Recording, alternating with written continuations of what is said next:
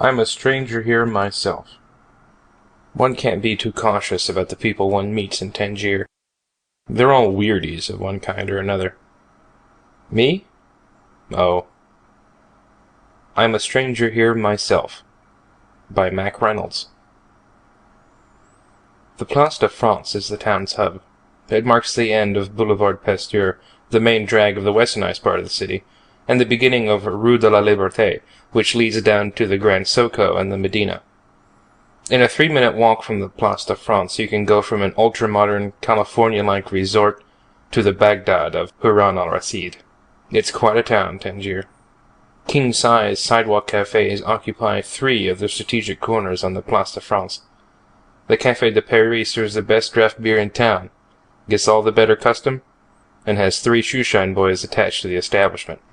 You can sit on a sunny morning and read the Paris edition of the New York Times Herald Tribune while getting your shoes done up like mirrors for 30 Moroccan francs, which comes to about 5 cents at its current exchange.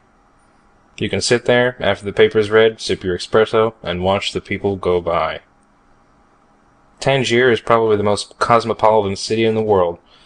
In native costume, you'll see Berber and Rif, Arab and Blue Man, and occasionally a Senegalese from further south.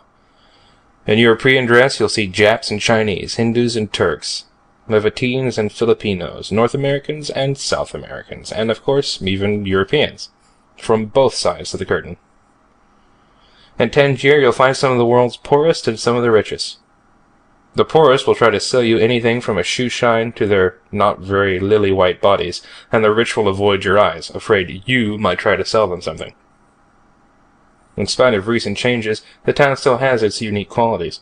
As a result of them, the permanent population includes smugglers and black marketeers, fugitives from justice and international con men, espionage and counter-espionage agents, homosexuals, nymphomaniacs, alcoholics, drug addicts, displaced persons, ex-royalty, and subversives of every flavor. Local law limits the activities of a few of these.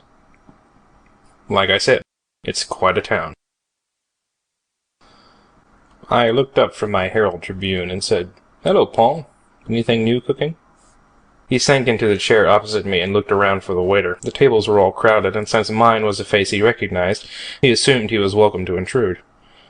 It was more or less standard procedure at the Café de Paris. It wasn't a place to go if you wanted to be alone.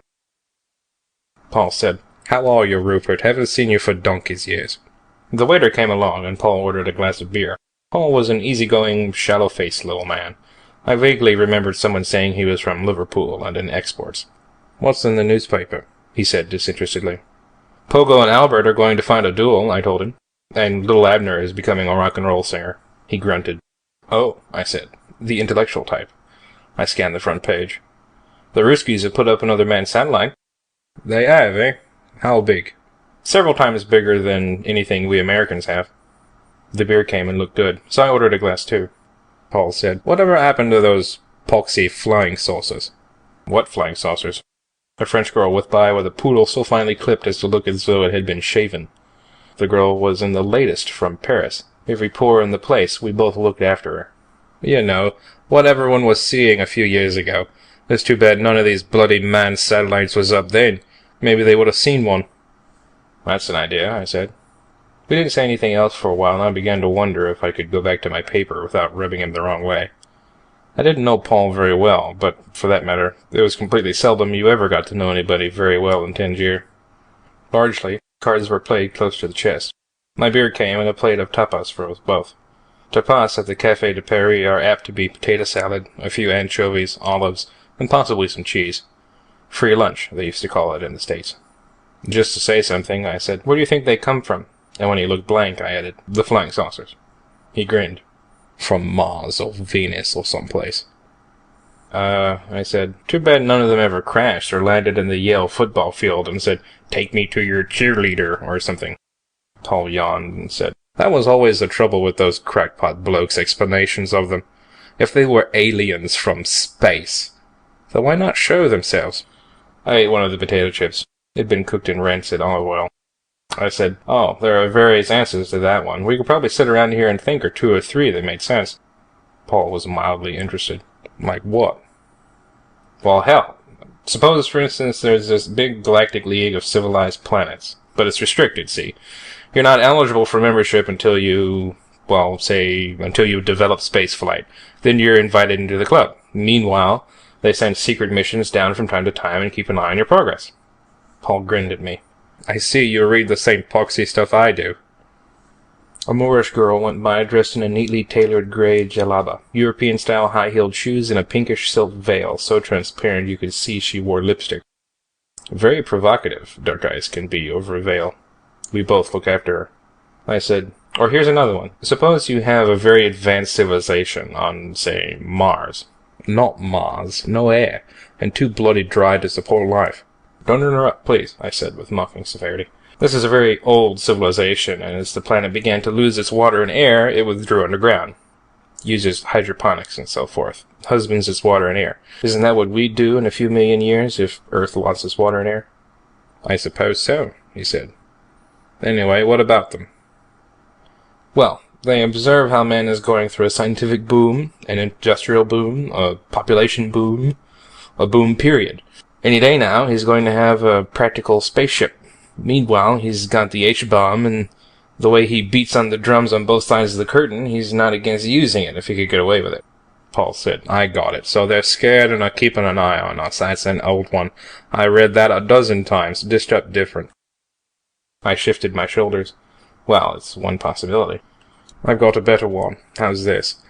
There's this alien life form that's way ahead of us. Their civilization is so old they don't have any record of when it began or how it was in the early days.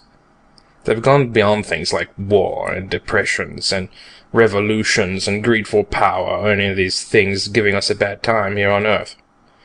They're all like scholars, get it? And some of them are pretty jolly well taken by Earth, especially the way we are right now, with all these problems, get it? Things developing so fast we don't know where we're going or how we're going to get there. I finished my beer and clapped my hands for Mooley. How do you mean, where we're going? Well, take half the countries in the world today. They're trying to industrialize, modernize, catch up with the advanced countries. Look at Egypt and Israel and India and China and Yugoslavia and Brazil and all the rest. Trying to drag themselves up to the level of the advanced countries, and all using different methods of doing it. But look at those so-called advanced countries, up to their bottoms in problems.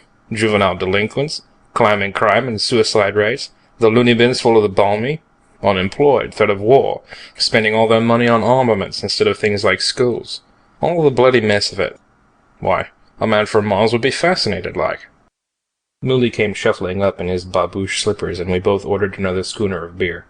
Paul said seriously, You know, there's only one big snag in this sort of talk. I've sorted the whole thing out before, and you always come up against this brick wall. Where are they, these observers or scholars or spies or whatever they are?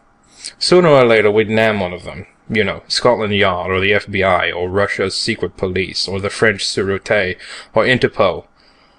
This world is so deep in police, counter-espionage outfits and security agents that an alien would slip up in time, no matter how trained he'd been. Sooner or later he'd slip up and they'd nab him. I shook my head. Not necessarily. The first time I even considered this possibility, it seemed to me that such an alien would base himself in London or New York, somewhere where he could use the libraries for research and get the daily newspapers and the magazines, be right in the center of things. But now I don't think so. I think he'd be right here in Tangier. Why Tangier? It's the one town in the world where anything goes. Nobody gives a damn about you or your affairs. For instance, I've known you a year or more now, and I haven't the slightest idea how you make your living. That's right, Paul admitted. In this town you seldom even ask a man where he's from. He can be British, a White Russian, a Basque, a Sikh, and no one could care less. Where are you from, Rupert? California, I told him. No, you're not, he grinned. I was taken aback.